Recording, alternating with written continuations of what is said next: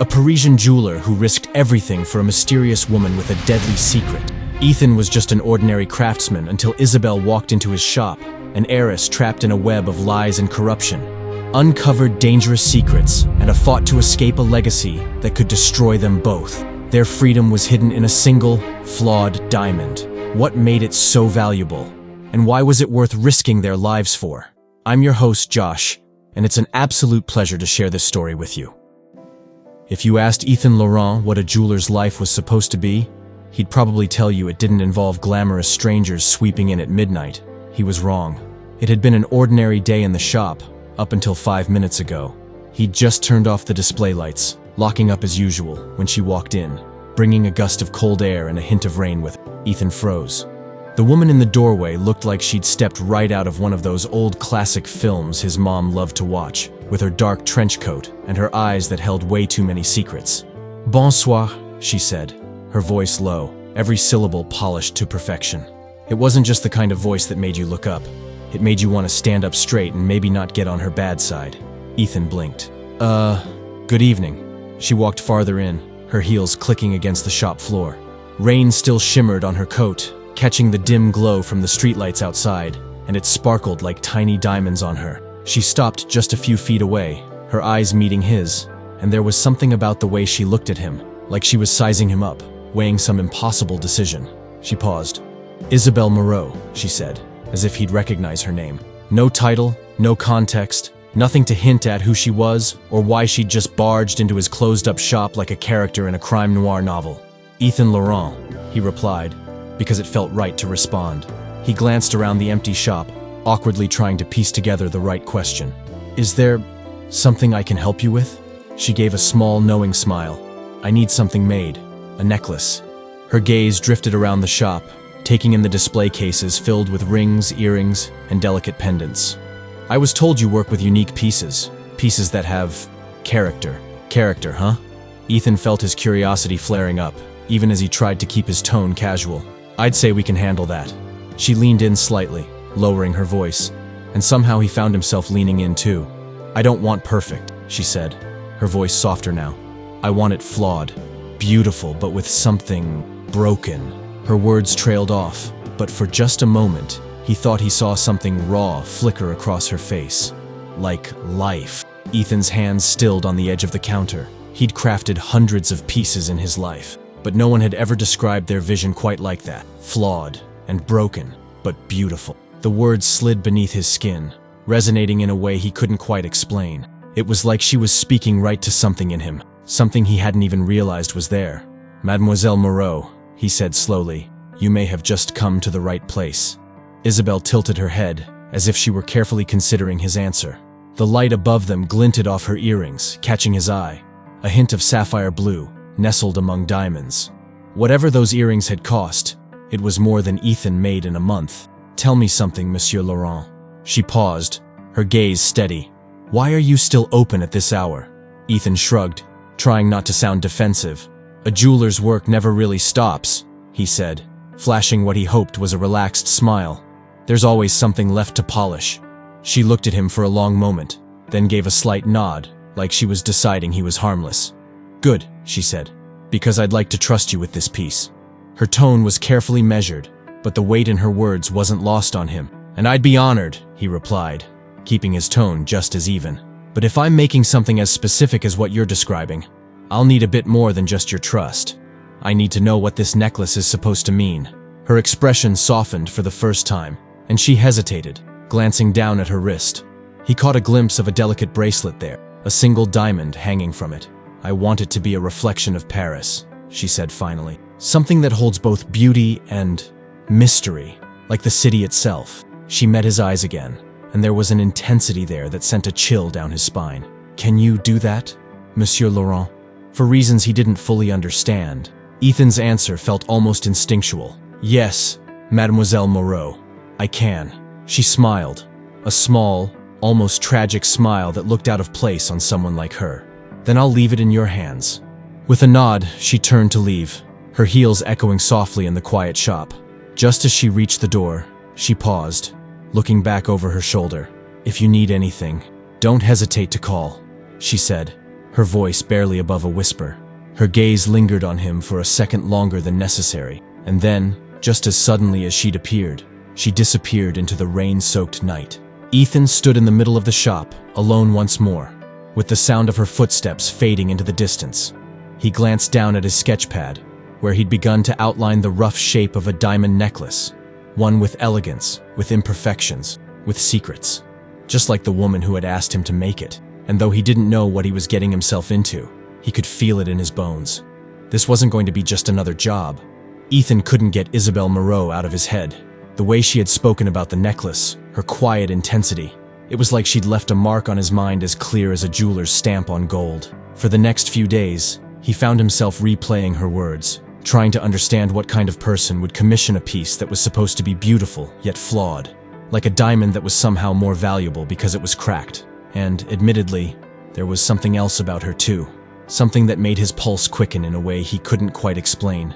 A mystery, yes, but one that felt strangely familiar, as if he'd been waiting for someone like her to walk through his door all along. That Saturday, Isabelle returned to the shop, and Ethan felt a surge of nervousness he hadn't felt since his first big commission.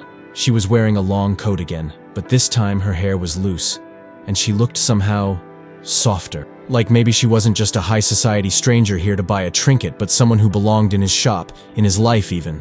"Bonsoir, Monsieur Laurent," she said, her voice smooth but with a hint of warmth this time. "I hope I'm not intruding." "Not at all," Ethan replied, trying to sound casual, even though his heart was beating a little faster. "Please, come in." She took her time, glancing around at the jewelry displays with a look of appreciation that didn't seem rehearsed. Finally, she turned to him, her expression serious. "I wanted to share more about the necklace," she said, folding her hands. "The diamond? It needs to be rare, something unique, almost impossible to find." Her eyes held his, and there was a depth there that made him feel like he was sinking.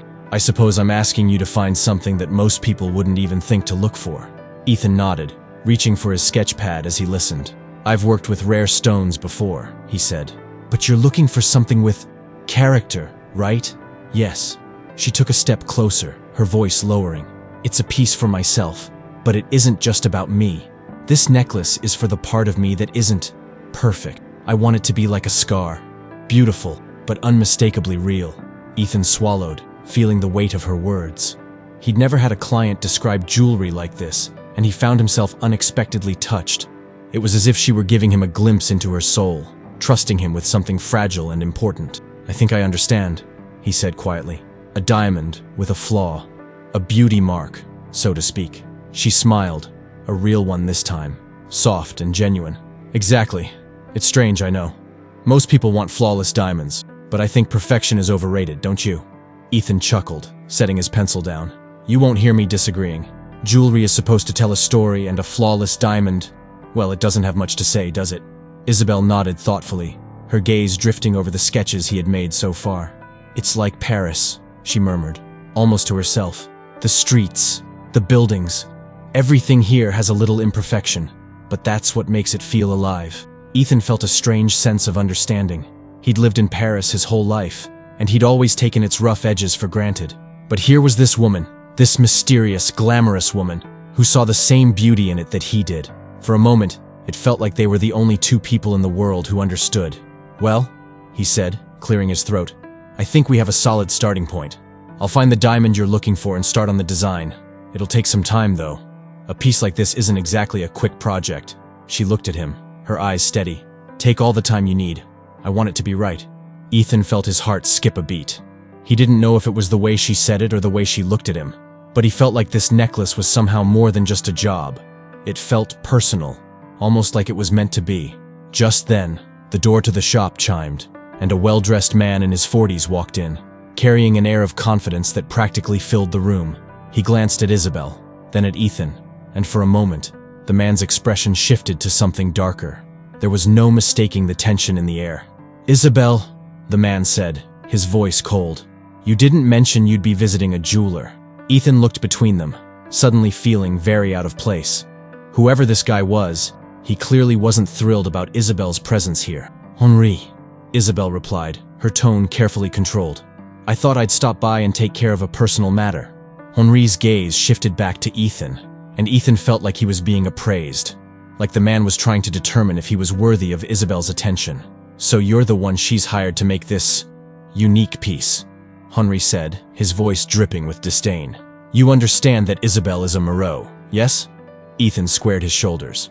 "I understand she's my client." Henri's mouth curved into a faint, humorless smile. "Right. And as her family, we take care of our own. That includes making sure her interests are protected." Isabel stepped forward, her chin lifted defiantly. "Henri, that's enough. I trust Monsieur Laurent with this commission." Henri's expression tightened, but he didn't argue.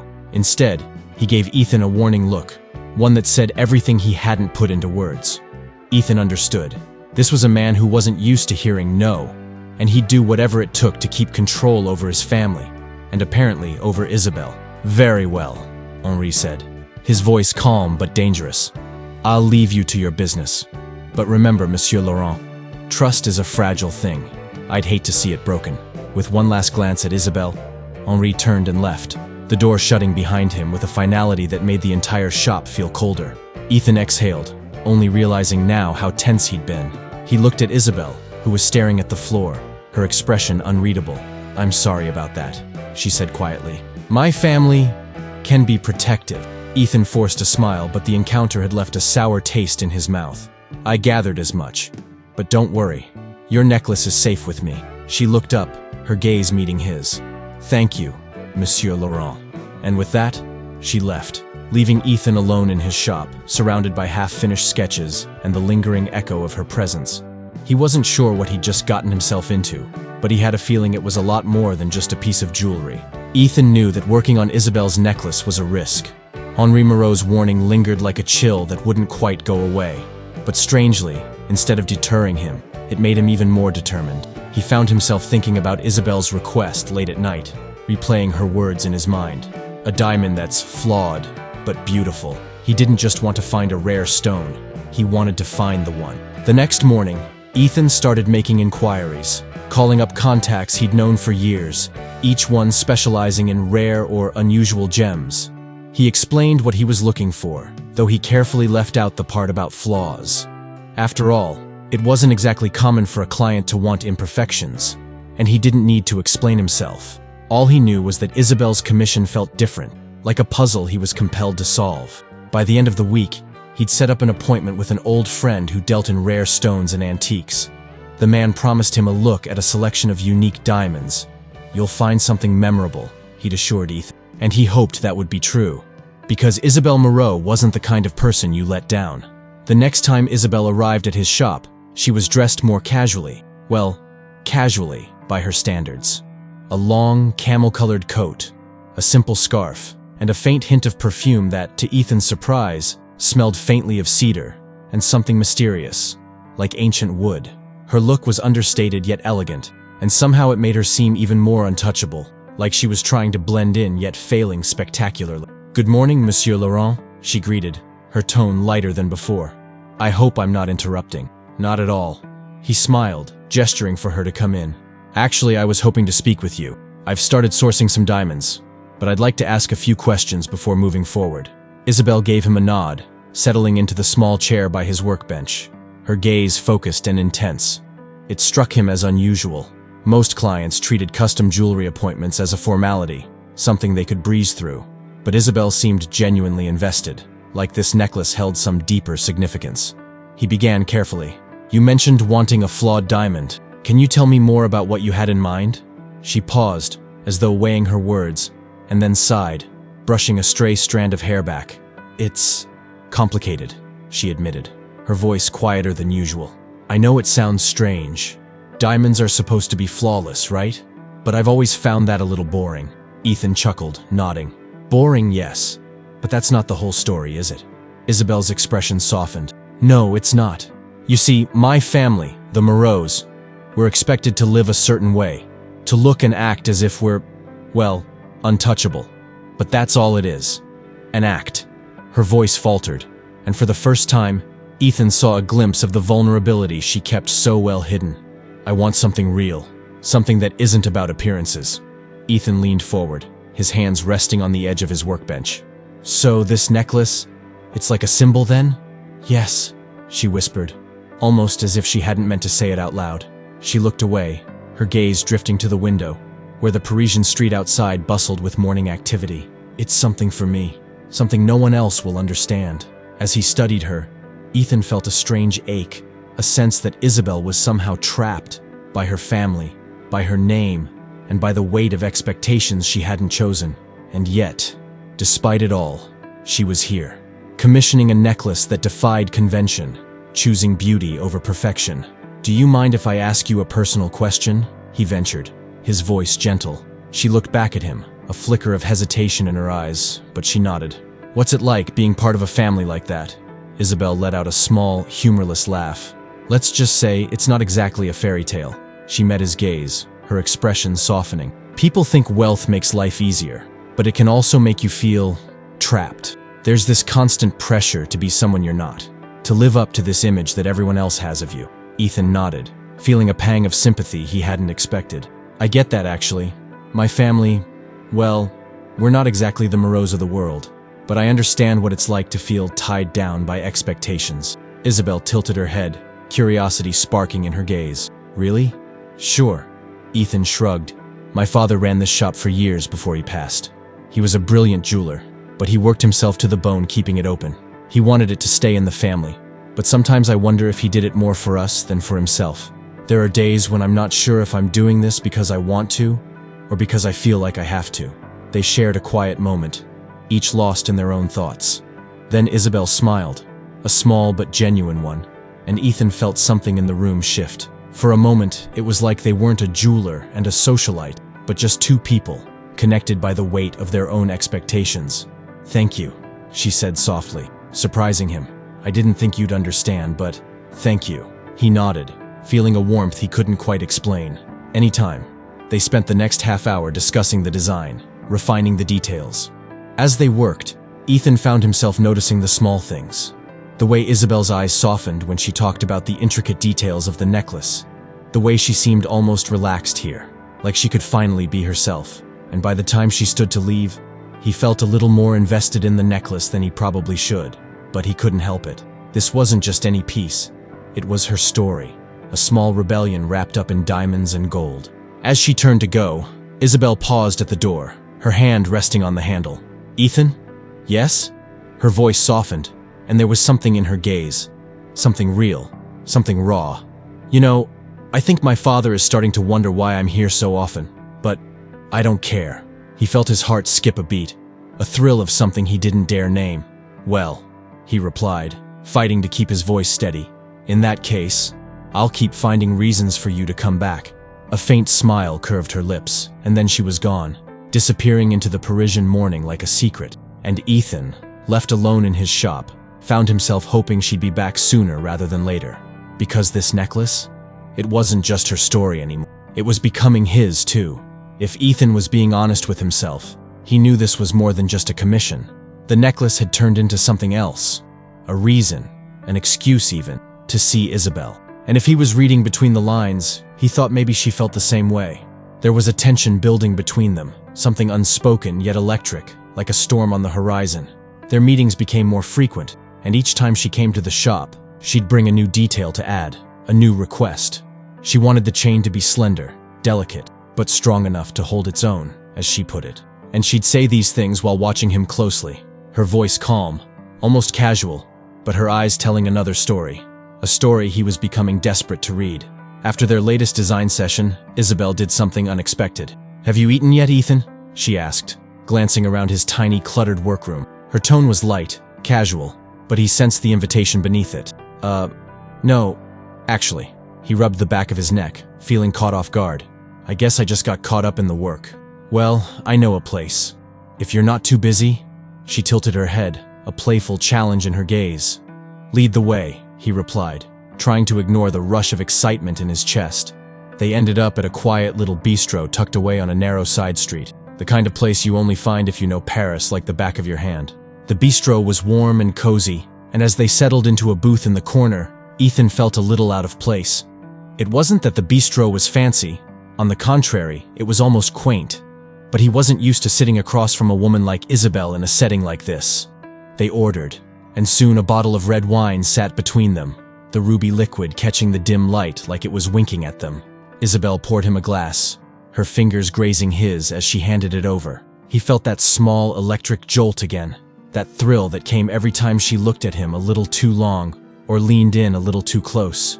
"So, tell me, Monsieur Laurent," Isabel began, her voice teasing, "how does a man like you end up in a place like this?" He chuckled, shaking his head. "Well, if we're talking about the jewelry shop, that's simple. My father ran it for years, passed it down to me. It's the family legacy, I guess. Is that what you wanted?" She took a sip of wine, watching him over the rim of her glass. Ethan hesitated, considering his answer. "I'm not sure. There's something about crafting jewelry that's always felt right, like telling stories but with gemstones and metal instead of words. It's just, well, it wasn't always my choice."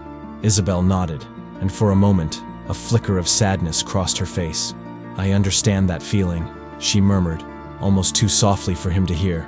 "Sometimes we're handed a role before we even know who we are."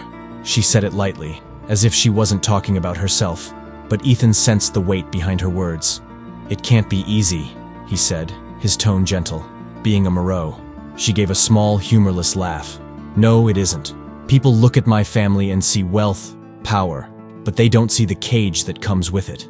They don't see the expectations, the restrictions." He leaned forward, lowering his voice. "Why do you stay?" She looked down at her wine glass, tracing a finger along the rim. "Because it's all I know, and I guess there's a part of me that doesn't want to leave, even if it's a gilded cage. It's still home." Ethan felt a pang of empathy. For all her sophistication and elegance, Isabel was trapped, just like him. Only her prison had chandeliers and marble floors. They continued talking, their conversation dipping between serious and lighthearted, the kind of back and forth that felt as easy as breathing. He found himself laughing more than he had in a long time, and with each smile, each quiet glance, he felt the pull between them grow stronger. By the time they left the bistro, the streets of Paris were quiet, with only the occasional passerby strolling under the streetlights. They walked slowly, side by side, and Ethan felt the silence between them stretch, heavy with unspoken words. Just as they reached the corner where they'd part ways, Isabel stopped, looking up at him. Her face was half in shadow, her expression unreadable. For a moment, he wondered if he should say something, do something, anything to break the tension that had been simmering between them all night. "Ethan," she whispered, her voice barely audible over the distant hum of the city. "Yes?" She hesitated, biting her lip. I feel like I should apologize. For everything. For dragging you into my life. For bringing all this complication into your world." He shook his head, reaching out and gently touching her arm. "Isabel, you don't need to apologize. I don't mind the complication." She looked at his hand on her arm, then back up at him, her gaze intense. "Maybe you should." The distance between them seemed to disappear in an instant, and before he could think it through, he leaned in. Their lips met softly, tentatively, and for a brief, suspended moment, everything else faded away. The necklace, her father, even the city around them. It was just him and Isabel, wrapped up in a kiss that felt like it had been waiting to happen. When they pulled apart, she looked at him, her eyes wide, her cheeks flushed. "We shouldn't," he nodded, though his heart was hammering. "I know." She took a shaky breath, then gave him a small, sad smile. "Good night, Ethan." And with that, she turned and walked away, disappearing into the night. As he watched her go, Ethan felt a mix of exhilaration and dread. He knew that he'd crossed a line, one that he couldn't uncross. Whatever happened next, there was no going back. The kiss with Isabel left Ethan in a state of quiet turmoil. He tried to bury himself in his work, focusing on the necklace, shaping the band, setting the smaller diamonds, fine-tuning every detail. But Isabel's voice lingered in his mind, her laughter echoing in his empty shop long after she'd gone. He didn't want to admit it, but he was falling for it. The next day, just as he was opening up the shop, the door swung open with a gust of cold air. Ethan looked up, expecting to see Isabel, but instead, Henri Moreau strode in, filling the small space with his presence. His eyes were cold, like polished steel, and the set of his jaw made it clear he wasn't here for pleasantries. Ethan straightened, instinctively bracing himself. "Good morning, Monsieur Moreau." Henri gave a nod that barely counted as polite. He didn't look around at the jewelry displays or the sketches scattered on Ethan's workbench. His focus was singular, locked onto Ethan. "You've been spending a great deal of time with my daughter," Henri said, his voice a low rumble. Ethan held his gaze, forcing himself not to flinch. Isabel is my client. We've been working on the necklace design. Henry's mouth curved into a humorless smile. A necklace, yes. And I'm sure it's been a very involved process. Ethan's jaw tightened. He wanted to tell Henri off, to remind him that Isabel was a grown woman who could make her own choices. But he knew that confronting a man like Henri Moreau was dangerous. So he kept his voice steady. With respect, Monsieur Moreau, Isabel's commission is a private matter. I take my client's wishes seriously. Henri's eyes narrowed, a flicker of disdain crossing his face. Then take this seriously, Monsieur Laurent. Isabel is a Moreau. Her life, her choices, everything about her is tied to this family, and we don't welcome outsiders meddling in our affairs. Ethan's fists clenched at his sides. He knew exactly what Henri meant by outsiders, but he forced himself to remain calm. I'm not meddling in anything, sir. I'm a jeweler. I'm doing my job. Henri took a step closer, his voice dropping to a near whisper. If you truly care about your job, you'll stay away from Isabel. My family has ways of making things difficult for people who don't respect our boundaries. Ethan swallowed, feeling a prickling sense of danger. Henry wasn't just a protective father. He was a man who was used to control, to getting what he wanted by any means necessary. And Ethan knew that if he didn't tread carefully, Henry would have no problem making his life a living hell. But then he thought of Isabel, the way she'd looked at him, the way she'd spoken about the necklace, as if it were something more than just jewelry. She was worth the risk. He couldn't just walk away. With all due respect, Ethan said, his voice firm, I'll continue working with Isabel until the necklace is complete. She's my client, and I have an obligation to fulfill her commission. Henri's eyes flashed with anger, but he quickly masked it with a cold smile. Very well, he said, his tone dangerous. Just remember what I've said, Monsieur Laurent. My family protects its own, and we have a long memory. With that, Henri turned and strode out of the shop, leaving a heavy silence in his wake. Ethan stood there, heart pounding, his hands still clenched. He knew he'd just crossed a line, one that might have consequences he couldn't predict. But even with the threat looming, he felt a strange sense of resolve. If Henri thought he could scare him off, he was wrong. Ethan was more determined than ever to finish Isabel's necklace, no matter what it cost him. That evening, Isabel returned to the shop. She looked around cautiously before stepping inside, her expression tense. Ethan could tell immediately that something was wrong. What happened? He asked, closing the door behind her. She sighed, rubbing her temples. My father, she muttered. He confronted you, didn't he? Ethan hesitated, then nodded. He did, and he made his feelings about our collaboration very clear. Isabel looked away, guilt flickering across her face. I'm so sorry, Ethan. I didn't mean to drag you into this. I thought he wouldn't notice, that he wouldn't care. Isabel. Ethan took a step closer, his voice soft. You don't need to apologize. I knew there would be risks, and I'd be lying if I said I didn't want to take them. She looked up at him, her eyes wide, her cheeks flushing slightly. But he can make things difficult for you. Well, you saw what he's like. He doesn't take no for an answer. Ethan shrugged, trying to sound more confident than he felt. I'm not going to let him scare me off. Besides, I'm in too deep to walk away now. He gave her a small smile, hoping to reassure her. This necklace is, well, it's the most important piece I've ever made. I'm not giving up. Isabel's expression softened, and she reached out, her fingers lightly brushing his hand. Thank you, Ethan. You don't know what this means to me. He felt his pulse quicken at her touch, but he kept his voice steady. Just promise me one thing. She raised an eyebrow, intrigued. What's that? Don't let him control you, he said, his voice gentle but firm. You deserve more than a life dictated by someone else's rules. She looked down, a shadow passing over her face. It's not that simple, Ethan. My father. He has ways of keeping people in line, and I don't want you to get hurt because of me. He shook his head, determination hardening his resolve. I'm not afraid of him, not if it means doing what's right. Isabel looked at him for a long moment, her gaze filled with something he couldn't quite decipher. Then, slowly, she nodded. All right, I promise. They stood in silence for a moment, the weight of unspoken words heavy between them. Ethan could feel the connection between them deepening, something unbreakable forming in the spaces between their glances, their words. Finally, Isabel took a shaky breath, stepping back. I should go.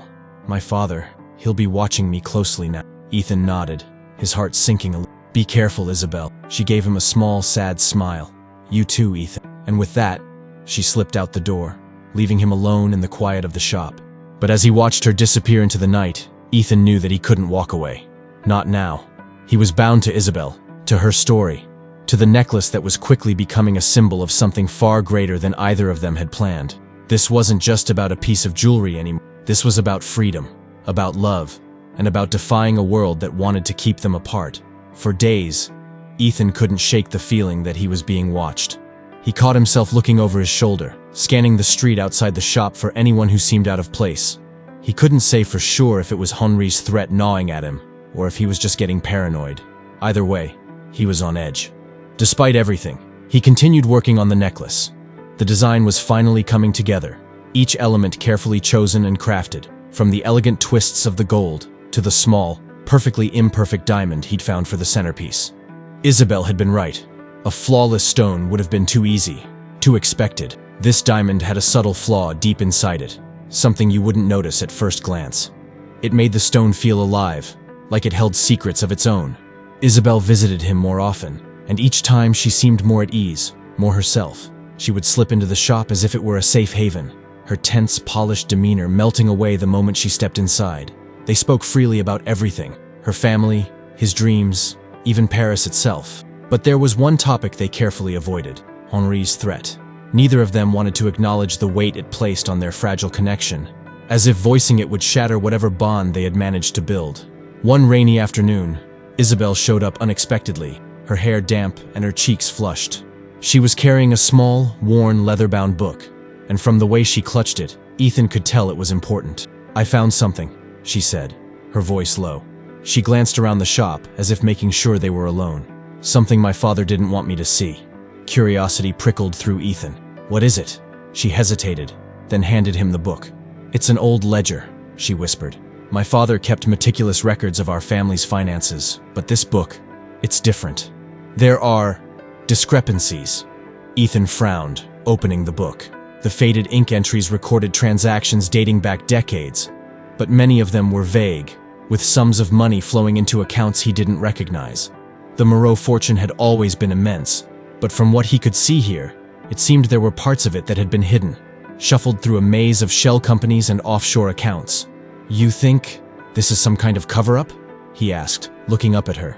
Isabel nodded, her expression grim. "I don't know the full extent of it, but there are rumors. Some of my father's business associates, they vanished. People said they'd moved on, but I always thought something was off." Ethan's mind raced, piecing together what this might mean. "So, your father? He's been hiding money, and maybe more." She nodded, worry clouding her eyes. "My family's wealth isn't clean, Ethan. My father has done things, crossed lines that no one should cross, and now he's starting to suspect that I know too much." Ethan closed the ledger carefully, his fingers brushing the worn leather. "Why are you showing this to me?"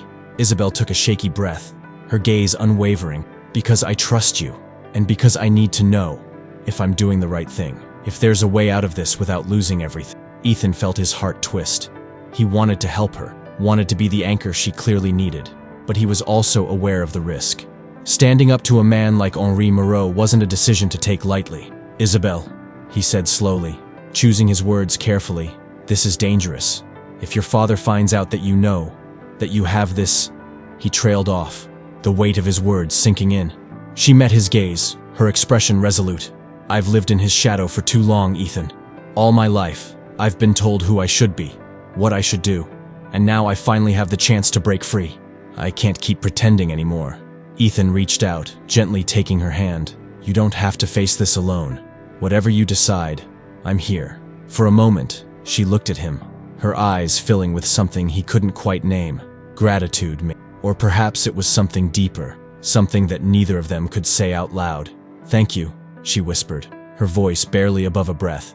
"You don't know how much that means to me."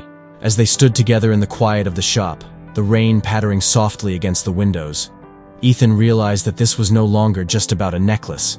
He was in love with her, a love that was complicated, forbidden, and undoubtedly dangerous. But it was also real, and he knew he couldn't walk away. Just then, the door to the shop creaked open, and they both froze. A man stood in the doorway, his face half hidden in shadow. He wore a dark suit, his expression unreadable, but the way his gaze flicked from Ethan to Isabel was unmistakable. "Miss Moreau," he said, his voice calm, almost too polite. "Your father wishes to see you." Ethan felt Isabel's hand tighten in his, her pulse racing under his fingertips. She took a step back, her face paling. "Now?" she whispered. The man nodded. Immediately, she glanced at Ethan, a flicker of fear in her eyes, but she squared her shoulders, nodding to the man. "Of course." Ethan felt a surge of protectiveness, a desperate urge to stop her from going. "Isabel, you don't have to." "It's okay," she murmured, forcing a small smile. "I'll be fine." But the look she gave him said otherwise. And as she walked out of the shop, following the man into the rain, Ethan felt a gnawing dread settle in his chest. He had no idea what awaited her, but he was certain of one thing. Isabel was in more danger than she was willing to admit. Once they were gone, Ethan turned back to the ledger still lying open on his workbench, its secrets spilling across the pages like whispered confessions. Whatever this book held, it was something that could destroy Henri Moreau's empire, and maybe, just maybe, it could save Isabel. With a sense of grim determination, Ethan closed the ledger, slipping it into the safe hidden beneath his workbench. He knew he was crossing a line, one that he couldn't uncross. But for Isabel, he would do whatever it took, even if it meant risking his own life. Ethan barely slept that night. Thoughts of Isabel and the ledger kept him awake, the two twisting together in his mind, until he couldn't tell where one worry ended and the other began. He knew that holding on to the ledger was dangerous. It wasn't just a record of hidden wealth, it was evidence, something that could bring down the entire Moreau empire. And that meant Henri would do anything to get it back. The next morning, Ethan opened the shop like usual, though he was far from calm. Every time he heard footsteps outside, he tensed, expecting Henri to burst in and demand the ledger, or worse. But the day passed in tense silence, and by closing time, no one had come. Then, just as he was about to lock up, he heard the door open. His heart leaped, hoping it was Isabel, but it wasn't. Instead, Henri Moreau stood in the doorway, his expression cold and unyielding, like the marble statues that loomed over Paris's cemeteries. Behind him, two men in dark suits waited, their faces blank and impassive. Ethan swallowed hard, his hand instinctively brushing against the safe under his workbench where he'd hidden the ledger. He forced himself to stay calm, though the look in Henri's eyes made his pulse race. "Good evening, Monsieur Laurent," Henri said, his voice smooth but laced with menace. "I believe we need to have a conversation." Ethan nodded, gesturing for him to come in. "Of course, though I'd prefer if we kept things civil." Henri's smile was thin and humorless. "Civil, yes. I'm all for civility, but I do have certain expectations when it comes to respect, especially where my family is concerned." Ethan squared his shoulders, meeting Henri's gaze without flinching. "With all due respect, sir, I care about Isabel, and I'm not going to stop helping her." Henri's eyes narrowed, and the pleasant facade slipped, revealing something darker. "Helping her," he repeated, his tone mocking. "Do you really think she needs your help? She has everything she could possibly want. Wealth, status, security, things you could never provide." Ethan clenched his fists, but he kept his voice steady. "Those things don't mean anything if she isn't free. You're keeping her in a cage, and you know it." Henri took a step closer, his expression hardening. "Isabel is my daughter. Her place is by my side, supporting our family. And as for freedom, well, let's just say that sometimes sacrifices must be made for the greater good." Ethan's gaze didn't waver. "I think you mean sacrifices that benefit you." Henri's mouth twisted into a sneer. "You're nothing but a jeweler, Monsieur Laurent. A boy playing in a world he doesn't understand. Do you honestly believe you can change anything? That you can keep her safe?" Ethan felt a surge of anger, but he forced himself to stay calm. "Isabel deserves a life of her own, and I'm not going to back down. Not now." Henri's expression darkened, and he leaned in, his voice dropping to a dangerous whisper. "Then let me make this simple for you. Leave my daughter alone. Walk away from this foolish little affair, and I'll overlook your indiscretions." Ethan held his ground, though his heart was pounding. "And if I don't?" Henri straightened, his eyes glinting with a cruel satisfaction. "Then I will ruin you, Monsieur Laurent. I will take everything from you, your shop, your reputation, your family's legacy. By the time I'm finished, no one will remember the name Laurent." Ethan swallowed, the weight of the threat sinking in. He knew Henri had the power to do exactly as he'd promised. And yet, Despite the fear clawing at his insides, he couldn't walk away from Isabel. Not now. Not after everything they'd been through. Henri seemed to sense his hesitation, and he smiled, a twisted expression of triumph. Think it over, Monsieur Laurent. You may be willing to throw your own life away, but consider what it will cost those who depend on you. With that, Henri turned and walked out, leaving Ethan alone in the dimly lit shop. The silence settled over him, heavy and suffocating, and for a moment, he felt the full weight of Henri's words. He knew he couldn't fight Henri on his own. The man had power, resources, connections that Ethan couldn't hope to match. But even so, the thought of abandoning Isabel, of leaving her trapped in that gilded cage, it was unthinkable. Later that evening, Ethan was locking up when he heard hurried footsteps behind him. He turned, relief flooding him as he saw Isabel, her face pale and her eyes wide. "Ethan," she breathed, rushing to him. "I just heard. My father. He's threatened you, hasn't he?" He nodded, forcing a small smile. "Nothing I can't handle." She shook her head, her expression frantic. "You don't understand.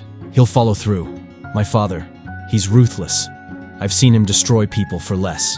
Ethan reached out, gently brushing a strand of hair from her face. "Isabel, I don't care what he does to me. I won't let him control you."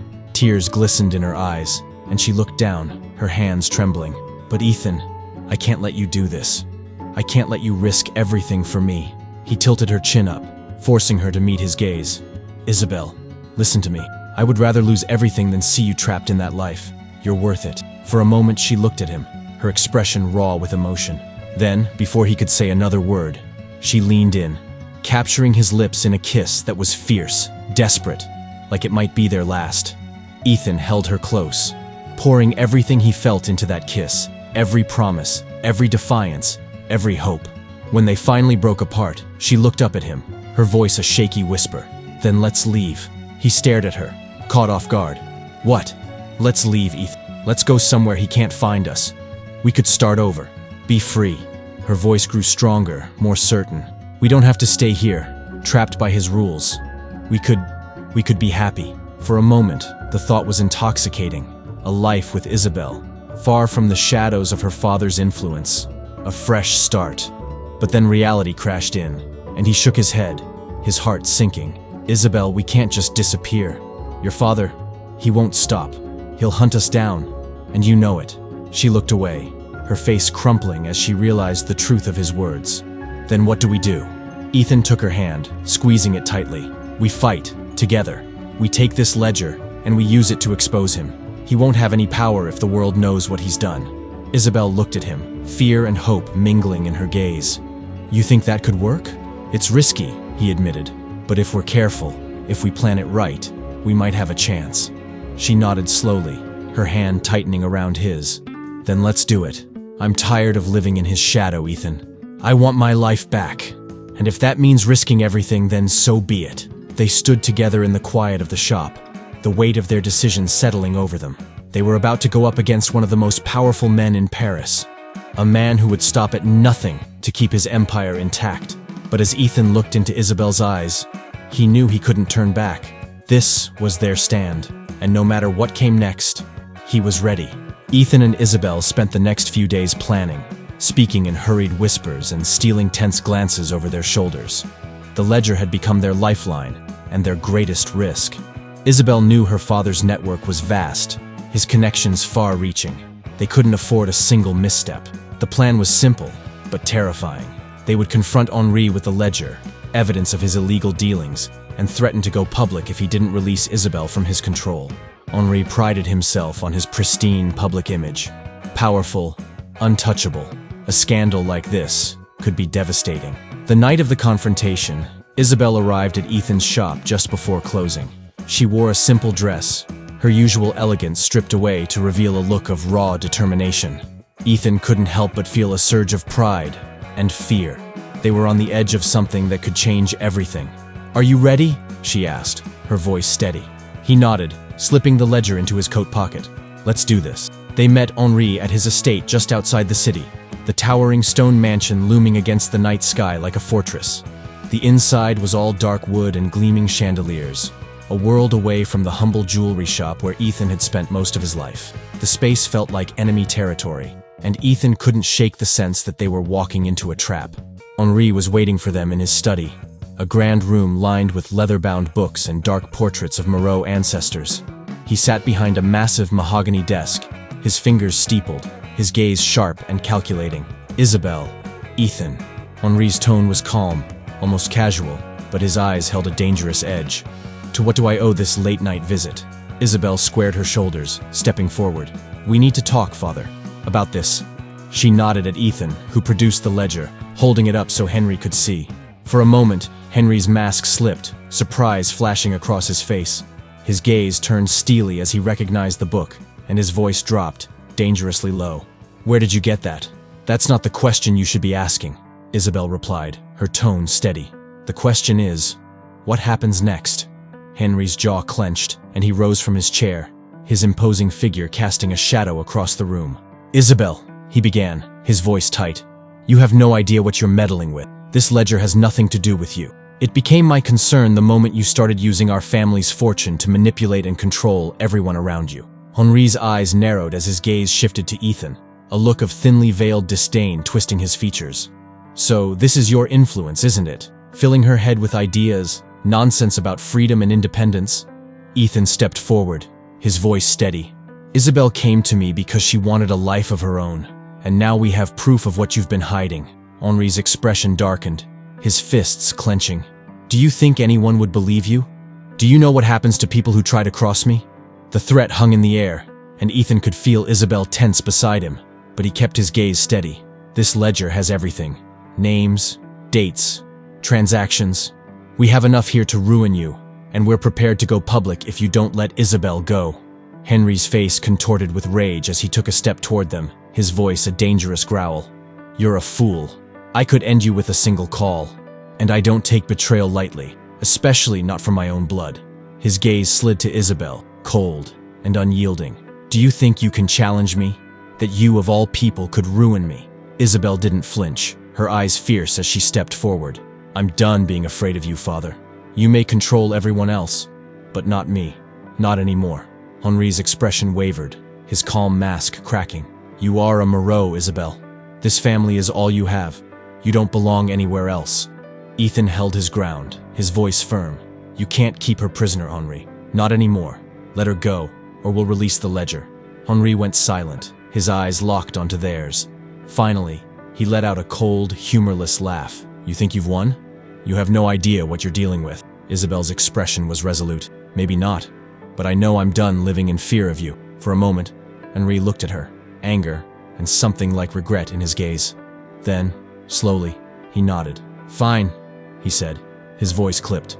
Walk out that door, Isabelle, but don't expect to take a single cent with you.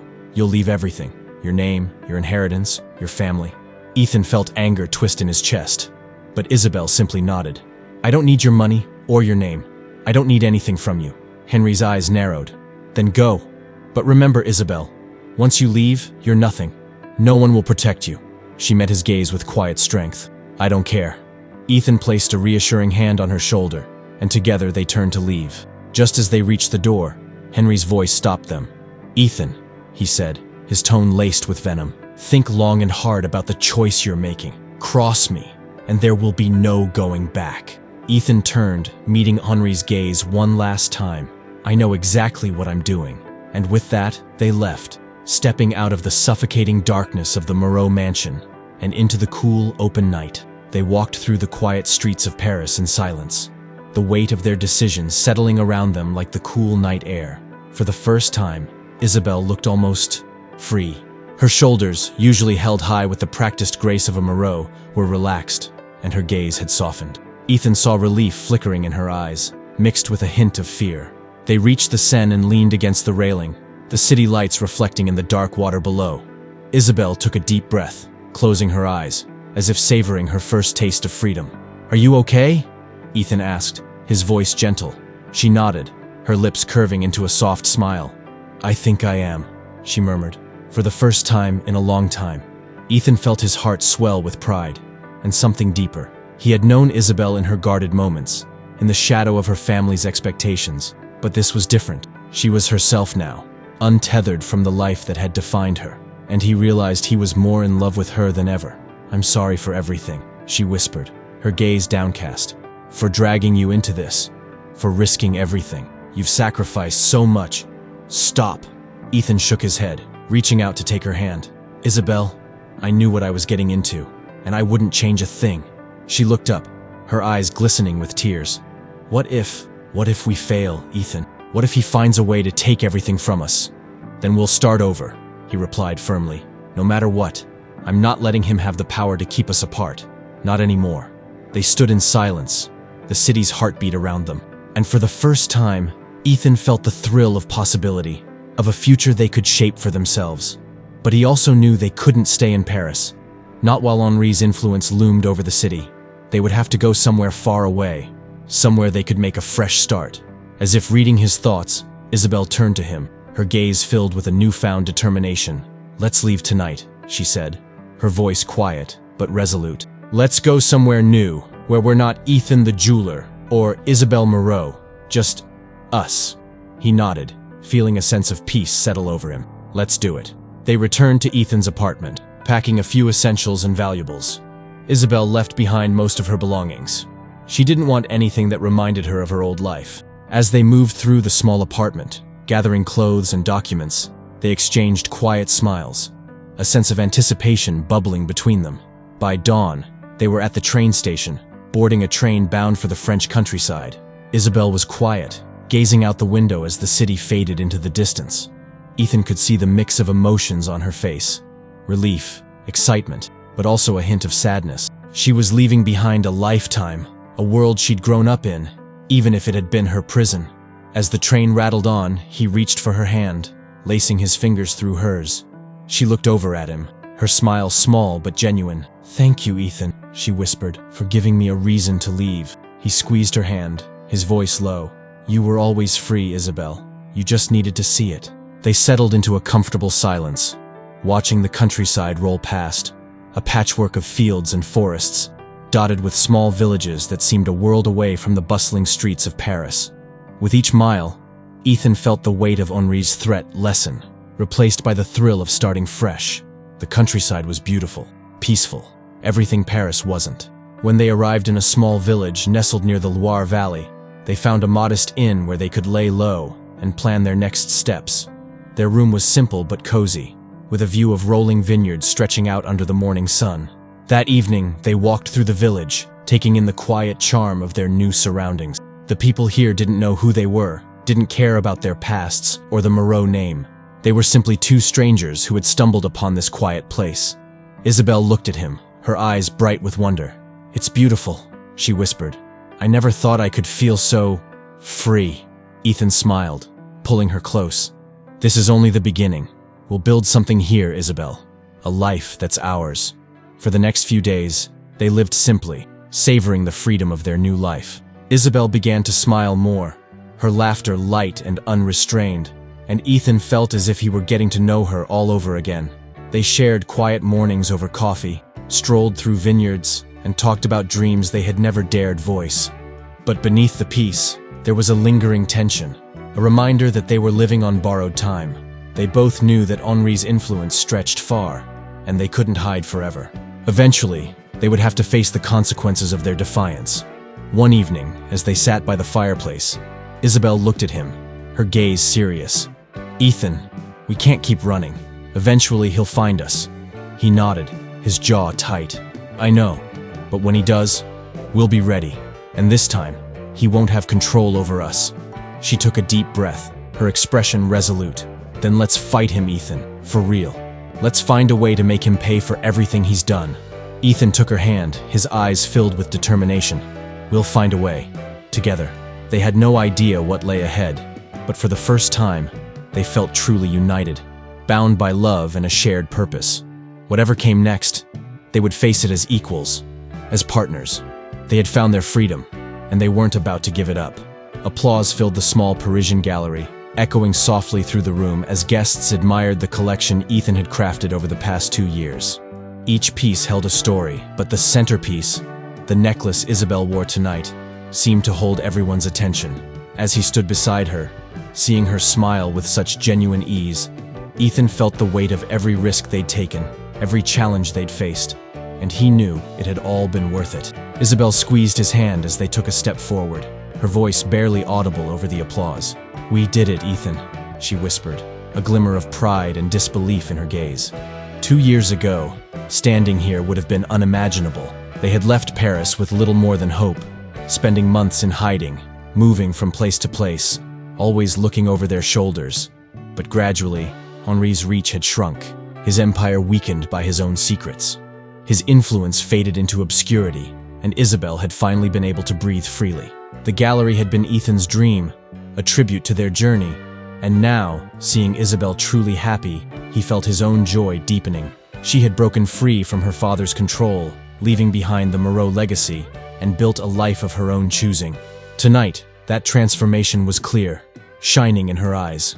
As the applause faded and guests turned to view the displays, Isabel leaned in, her voice soft. "I feel like I'm finally living my own life," she murmured. "I never thought I could feel this. Free." Ethan wrapped an arm around her waist, pulling her close. "This life is ours, Isabel, built on everything we've overcome, and I wouldn't change a single moment of it." Together, they walked through the gallery, sharing laughs and quiet smiles with guests, their fingers intertwined. Many guests stopped to admire the necklace, asking Isabel about its design. It was beautiful, simple, elegant, and centered around a single diamond that sparkled under the lights. The stone seemed perfect at first glance, but a closer look would reveal a tiny flaw hidden deep within, one that Isabel had chosen deliberately. An older woman with a keen eye for detail leaned in, peering closely at the stone. "This diamond? There's something about it," she mused. "It's flawed, isn't it?" Isabel nodded, smiling softly. "Yes, it is. That's why I chose it," she said, her voice laced with meaning. "It reminds me that beauty doesn't come from perfection. It comes from everything we've endured, everything that's made us who we are." The woman nodded, impressed. "That's a lovely sentiment, and very true." As the night wore on, Ethan and Isabel slipped outside, savoring a quiet moment together under the Parisian sky. The city lights sparkled on the Seine, and they leaned against the railing, their hands entwined as they looked out over the river. Paris seemed different to them now, a place no longer haunted by their past, but filled with the promise of everything they'd fought to gain.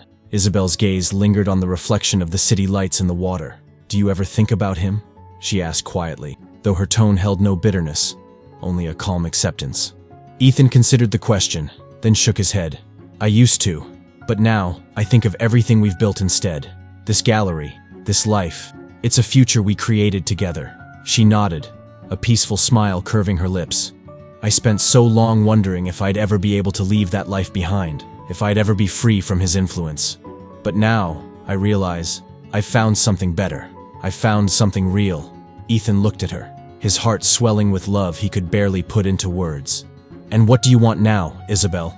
She turned to him, her eyes shining, her voice steady. "To be right here, with you, wherever that leads." As they stood together, the city stretching out around them, Ethan knew their story had only begun. They had forged a love that was imperfect, flawed, and yet somehow perfect in its own way. And in that moment, he understood that it was the beauty of their imperfections that made their love unbreakable. They left the gallery hand in hand, stepping into a future they had chosen, a new beginning free from shadows, where love had proven stronger than anything else. If you liked the video, subscribe to the channel. Your subscription will show that I'm on the right path to bring you the best videos ever. Check this video out too. What if a billionaire's darkest secrets could topple an entire city's elite?